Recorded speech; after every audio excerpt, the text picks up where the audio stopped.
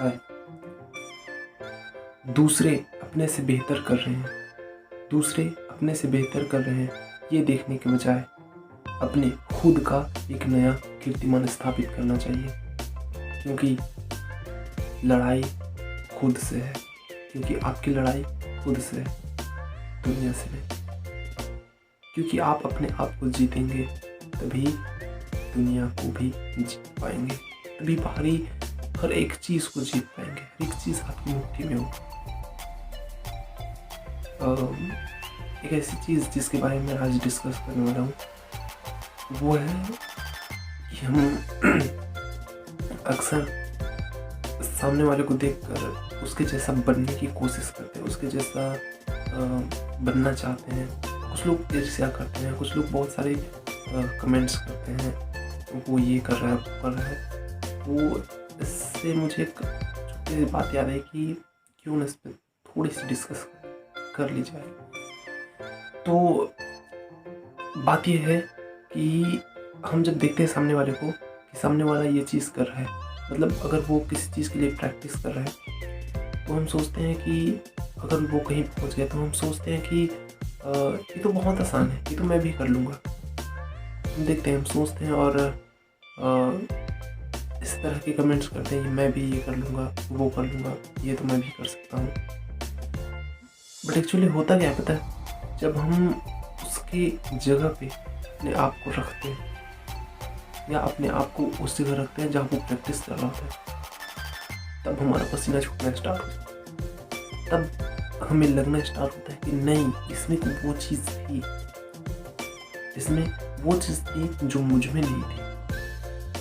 और उस दिन तुम्हें पता चलता है कि रियलिटी क्या है तुम्हारे शरीर की, तुम्हारी। तो इसलिए किसी पे कमेंट करने से पहले सोचिए कुछ। मैं अपनी एक बात बताऊं तो मेरे एक दोस्त है, वो एक सिंगर की गाने बहुत सुनता था। वो सिंगर अच्छा गाती थी और उसके साथ एक और सिंगर था, मतलब वो दोनों अच्छे गाते थे।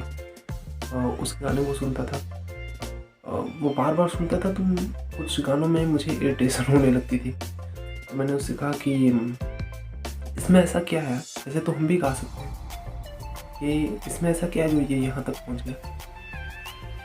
तो उसने जवाब तो नहीं दिया, उसने इतना कहा कि इसमें कुछ ऐसा है ज़रूर जो ये यहाँ तक पहुँचे। बाद में मुझे कल एहसास हुआ ये कि एक्चुअली में वो जो बोल रहा था ना, वो सही बोल रहा था। जो सफल हुए हैं, जो सक्सेसफुल है आज, उनमें कुछ ऐसा ज़रूर है, कुछ ऐसा यूनिक चीज़ जो उन्हें हमसे अलग बनाती है, जो उन्हें हमसे एक गुना बेहतर बनाती है। इसलिए तो वो सफल है, एक गुना नहीं, शायद कई गुना। सो कमेंट करना बहुत आसान है और कार्य करना भी बहुत आसान है अगर आप ठान ले तो।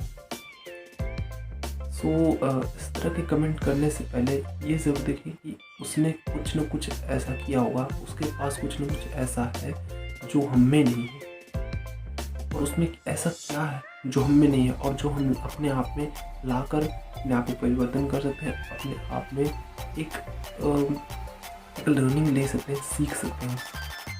बिल्कुल इस बात का ध्यान रखें और इस बात पे किसी से उलझें या कमेंट, नेगेटिव कमेंट ना करें।